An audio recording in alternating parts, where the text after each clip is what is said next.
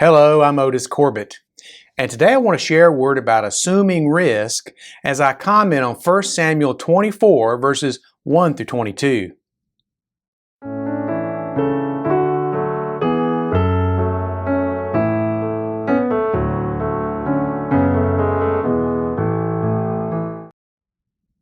This passage reads, "And it came to pass, when Saul was returned from following the Philistines, that it was told him, saying, Behold, David is in the wilderness of En-gedi.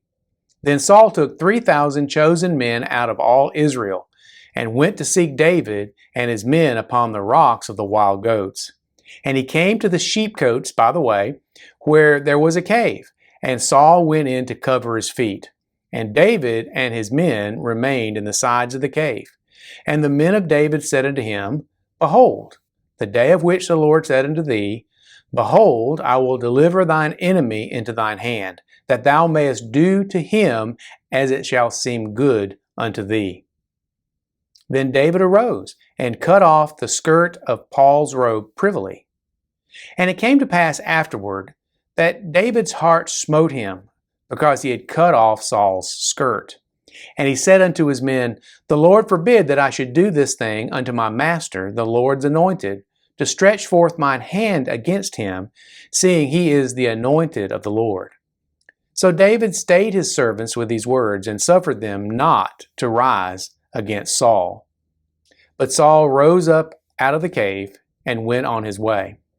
David also arose afterward, and went out of the cave, and cried after Saul, saying, My lord the king. And when Saul looked behind him, David stooped with his face to the earth, and bowed himself.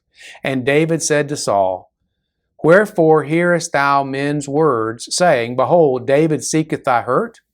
Behold, this day thine eyes have seen how the Lord had delivered thee today into mine hand in the cave. And some bade me kill thee, but mine eye spared thee. And I said, I will not put forth mine hand against my Lord, for he is the Lord's anointed. Moreover, my father, see the skirt of thy robe in my hand. For in that I cut off the skirt of thy robe, and kill thee not, know thou, and see that there is neither evil nor transgression in mine hand, and I have not sinned against thee. Yet thou huntest my soul to take it. The Lord judge between me and thee, and the Lord avenge me of thee, but mine hand shall not be upon thee. As saith the proverb of the ancients, Wickedness proceedeth from the wicked, but mine hand shall not be upon thee. After whom is the king of Israel come out? After whom dost thou pursue? After a dead dog, after a flea. The Lord therefore be judge, and judge between me and thee, and see, and plead my cause, and deliver me out of thine hand. And it came to pass, when David had made an end of speaking these words unto Saul, that Saul said, Is this thy voice, my son David? And Saul lifted up his voice and wept. And he said to David, Thou art more righteous than I, for thou hast rewarded me good, whereas I rewarded thee evil. And thou hast showed this day that thou hast dealt well with me, forasmuch as when the Lord had delivered me into thine hand, thou killest me not. For if a man will find his enemy, will he let him go well away? Wherefore the Lord reward thee good that thou hast done unto me this day. And now behold, I know well that thou shalt surely be king, and that the kingdom of Israel shall be established in thine hand. Swear now, therefore, unto me by the Lord, that thou wilt not cut off my seed after me, and that thou wilt not destroy my name out of my father's house. And David sware unto Saul. And Saul went home, but David and his men gat them up into the hold. Have you ever thought about the old saying, I only bet on a sure thing? Well, the person who says that must never bet on anything. Because when you bet, nothing is for sure. Life is full of risks. and we often must assume risk so that we can achieve something important or even something just useful. David took a risk once to try and resolve a conflict, and he modeled behavior about assuming risk that we can and we should emulate. We see this behavior in our text for today. We begin by looking at David's situation. David was caught in the middle, and that's never a good place to be. It's never good to be caught between a rock and a hard place, either metaphorically or physically either. As a chaplain, I once visited a soldier who had been pinned between a dump truck bed and a wrecker. It crushed his pelvis, but had the pinch point been a little higher on his body, it might have cut him in half or even severed his spine. That's bad. Maybe slightly better than that would be to be caught between two fighting animals, but being caught in between is not good. In this case, David was caught between God and Saul, and he was as totally innocent as any frail or limited human could be. He had done nothing against Saul, and he had not asked to be king. You see, that was God's idea, and he was not responsible for Saul's jealousy either. We've probably all heard stories of a boss who becomes resentful of an employee because that employee was very successful and it threatens the boss. It can be a dangerous thing for all concerned. And in this case, David was definitely in danger. Saul was probably mentally ill. He had tried to kill David before, and in this case, Saul was hunting him down with an army. David was in a difficult situation, but David also committed an offense. See, despite his current state of mind, Saul was God's anointed. God had chosen him, had set him apart, and therefore he was due honor as king. And despite God's rejection of Saul and Saul's sin, God had not yet replaced him. And to dishonor the king was to dishonor God. And David should have honored the rank, if not the man, as the saying goes. In truth, David was just being flippant. There was no useful purpose in cutting off part of Saul's robe. His only purpose was to embarrass Saul, and that's not a godly action or a godly attitude. In this case, David was sort of acting like the man who paid his child support bill with a wheelbarrow full of pennies. You've heard those stories.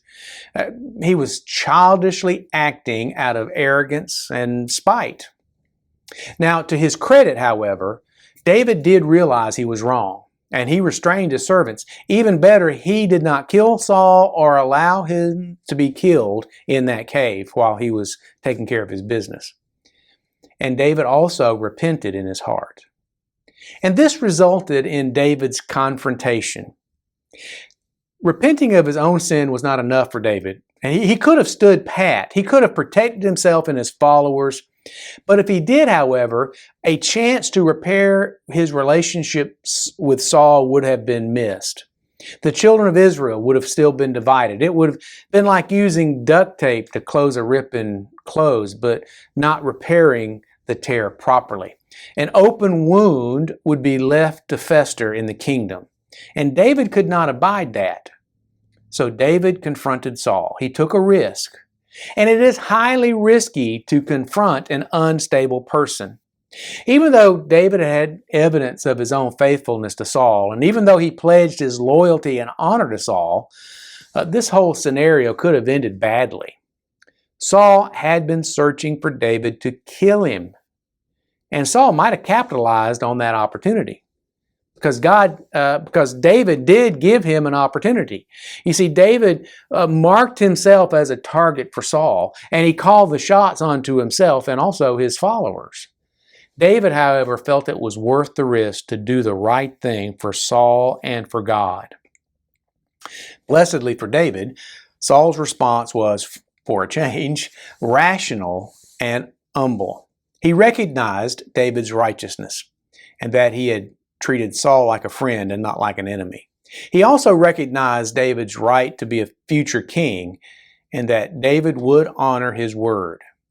He left David in peace and returned to his palace, if not to a place of peace with God.